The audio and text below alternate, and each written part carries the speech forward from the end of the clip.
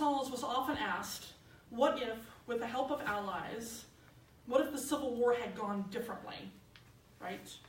That democracy had won and not fascism. Would World War II have happened? The reason why they asked this is because we know that the rise of the fascists in Spain emboldened Hitler. In fact, just a few months after Franco won the war, Hitler started World War II. Now, this question, right, of what would have happened if democratic allies like Britain and the US had gotten involved here, this kind of resonated with me. What if we had gotten involved? How often do we turn our backs on those in need as it's sort of just not my problem, or I don't want to deal with it, I'm neutral? What are the consequences of that? And I also want to make it clear that there's obviously issues about US involvement in other countries when they're supporting dictatorships, but that's an entirely different sermon. But, we see this sort of not my problem, or I'm just going to be neutral about all around this. And we see this, in issues around homelessness, right? The NIMBY movement, not in my backyard. Or we've seen it in the lack of support for refugees who are fleeing Syria. We see it in the world's leaders' reactions sometimes to famine or natural disasters. Most of the times it's organizations like the Red Cross, not governments, that help. I mean, look at Puerto Rico, right? That's in our backyard. It is part of our backyard. And yet the government has done very little to help. But Casals was interesting. What I loved about him was that he saw things differently. He saw being neutral, or NIMBY, not my backyard, as attitudes to those that were inhumane. And he lived in exile from his country for most of his life because of that dictatorship. But rather than going into hiding, he did everything he could, using his fame and his art to make a difference towards peace, freedom, and justice. He said this. He said, "I am a man first, an artist second. As a man, my first obligation is to the welfare of fellow men. I will endeavor to meet this obligation through music, the means which God has given me, since it transcends language, politics, and national boundaries. My contribution to world peace may be small, but at least I will have given all I can to an idea I hold sacred." And after fleeing Catalonia and the Civil War into France, he spent World War II in occupied France, refusing to help the Nazis who wanted him to play for them and look like he was supporting them. He was refusing to help them do anything, but he was raising money to help the Spanish refugees from the Civil War. And at one point, actually, his cello was taken and he was arrested. I like to think they were both arrested because he was refusing to collaborate. And he was escaped from certain death with the help of friends. He was really lucky that no one said, "That's not my problem." Unless you think that he was only interested in peace for Catalonia or even to Spain, he wasn't. Everywhere he went, he advocated for peace in all the wars straight up through the Vietnam War.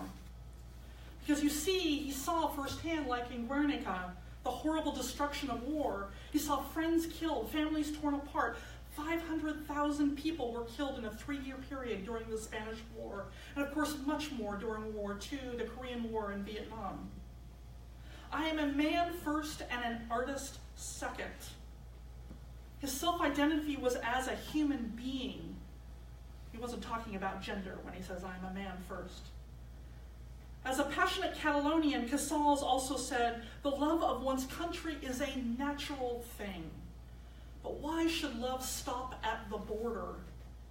Our family is one. Each of us has a duty to his brothers. We are all leaves of a tree, and the tree is humanity." During his speech to the United Nations when he was awarded the Peace Medal, he asked, "When shall we become accustomed to the fact that we are all human beings?" When shall we become accustomed to the fact that we are all human beings? I think that we humans, most of us, we have this sort of limiting belief that we are, each of us, sort of separate from one another, right?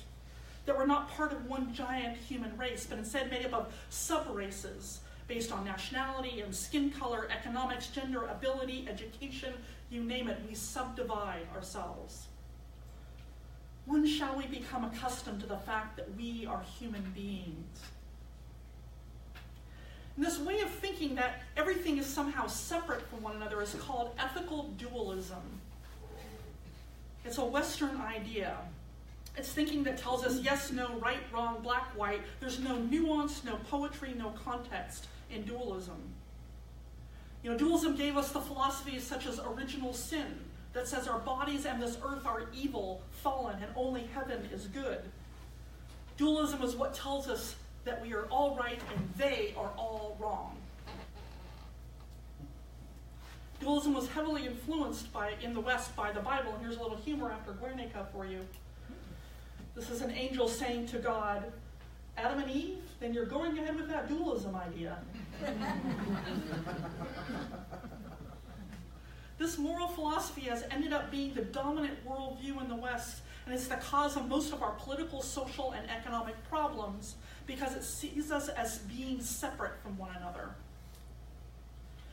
And this way of seeing ourselves separate is somewhat ironic because I believe that just about every spiritual or religious tradition out there tries to break us of this kind of thinking, whether it's Christian or Buddhist, Hindus or pagans, or even us Unitarian Universalists. Each tradition gives the wisdom that we are not separate, but in fact interdependent with one another, that we are not separate from the holy, but part of the divine.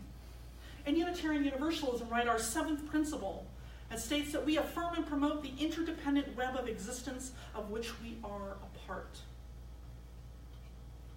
Jolene sang so beautifully a truth this morning. Our souls are brought together so that we could love each other. We are here for all of us. That's why we are here. We are here for all of us. And I believe this deeply in my heart. And what does it mean to see things interdependently?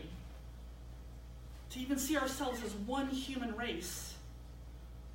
I think it's like our meditation today, the poem that Indra's meant, that we're connected to everything around us. Both subtly and profoundly, we are interdependent. Just a few examples I can give you. For example, think of division of labor that we have in our country now, right? We think it makes us more separate, but it actually doesn't, right? I didn't make any of my clothes that I've got here. I didn't grow my own foods. And you know what? Most people don't know how to put a sermon together, right? So that's my division of labor. But without you all here, I'm talking to the walls, right? We are dependent upon one another. When you think about being connected to the earth, when we say we're 80% water? Water's everywhere. And we see ourselves separate in it.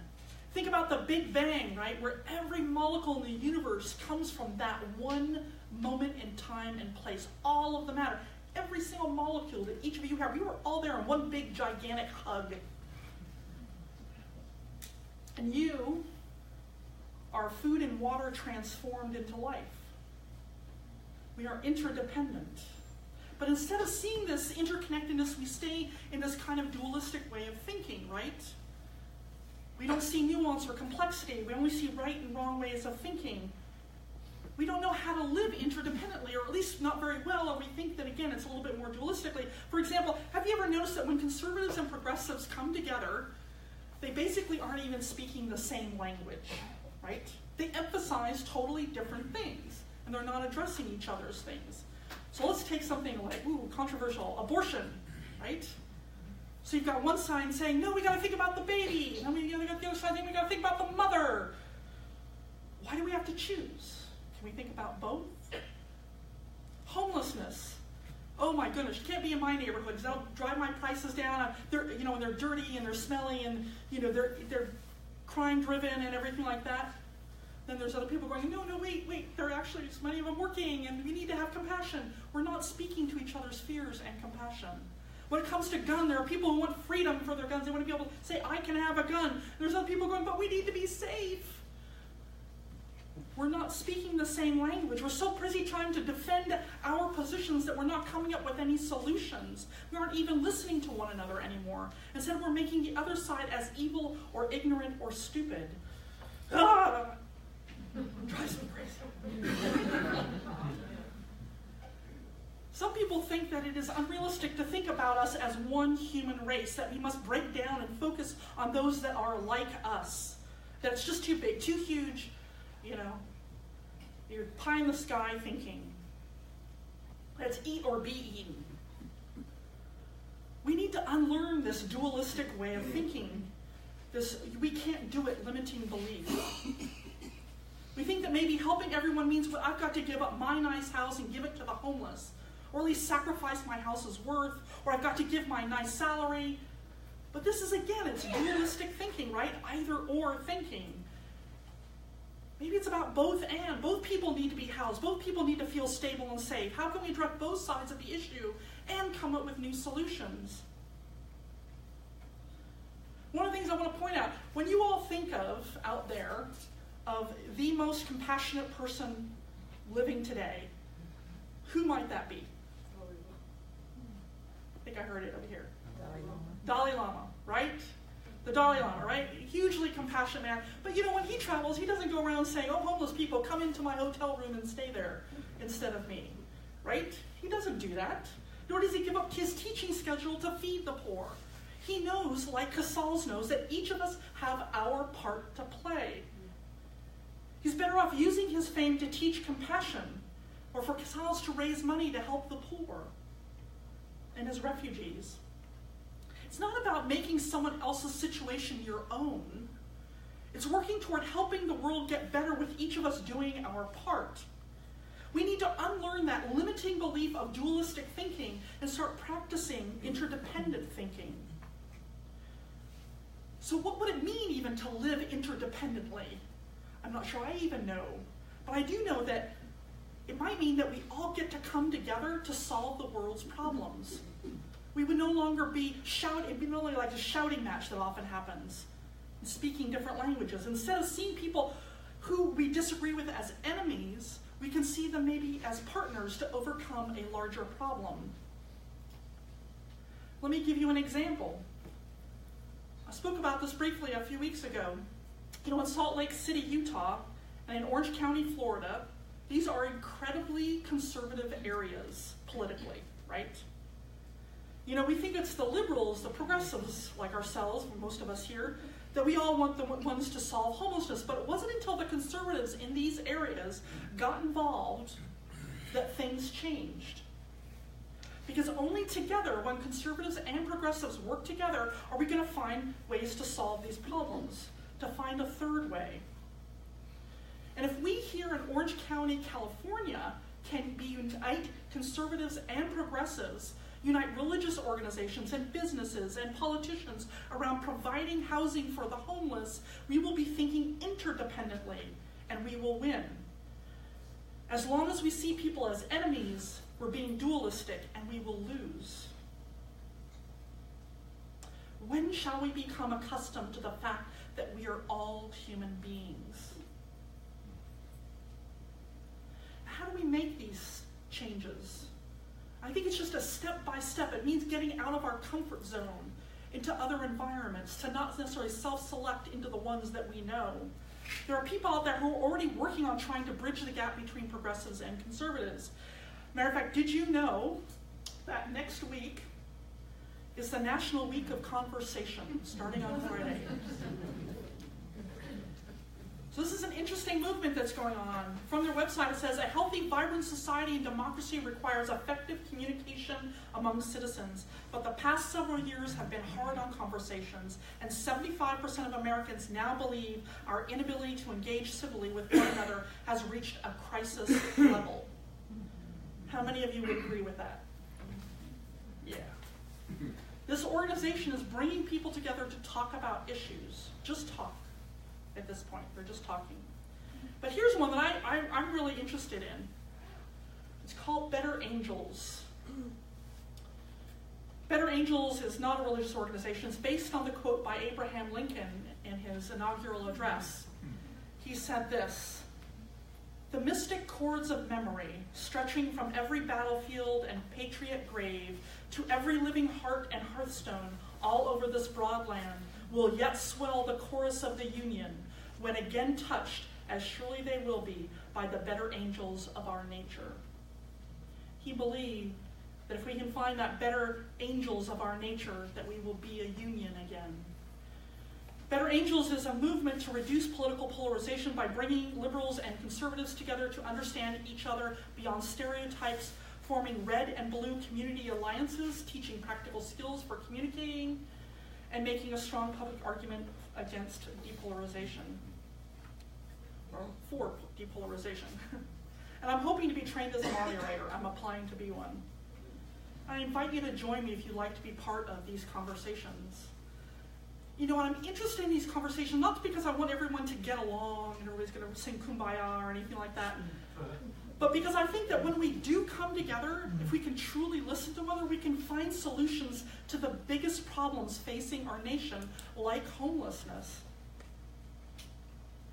When shall we become accustomed to the fact that we are all human beings? When? When each of us decides to see Indra's net all around us. When each of us listens to our better angels. When we accustom ourselves to the fact that we are all human beings. Let's start with ourselves. Blessed be and amen.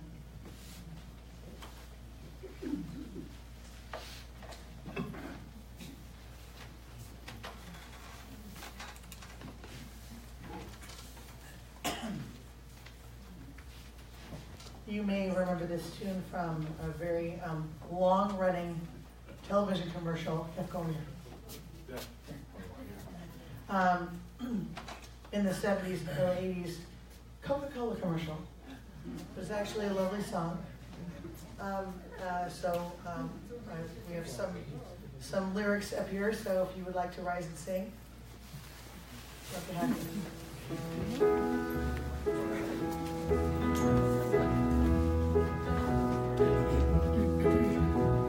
I'd like to build the world a home and furnish it with love.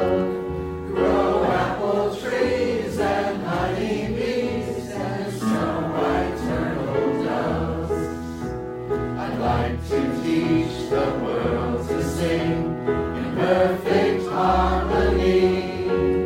I'd like to hold it in my arms and keep it company. I'd like to see the world for once, all standing hand in hand, and hear them echo through the hills, the breeze throughout the land. It's the real thing. To teach the world to sing in perfect harmony. That's the way it A is. song of peace that echoes on and never goes away. It's the real thing. Teach the world to sing in perfect harmony. The world needs I'd like to hold it in my arms and keep it company.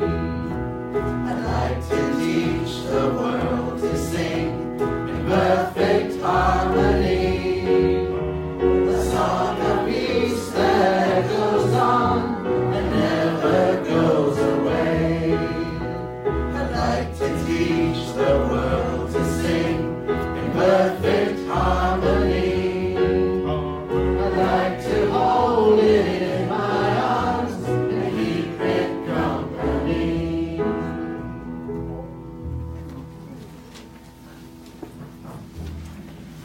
Thank you. Another week when I'm going to have a song running through my head.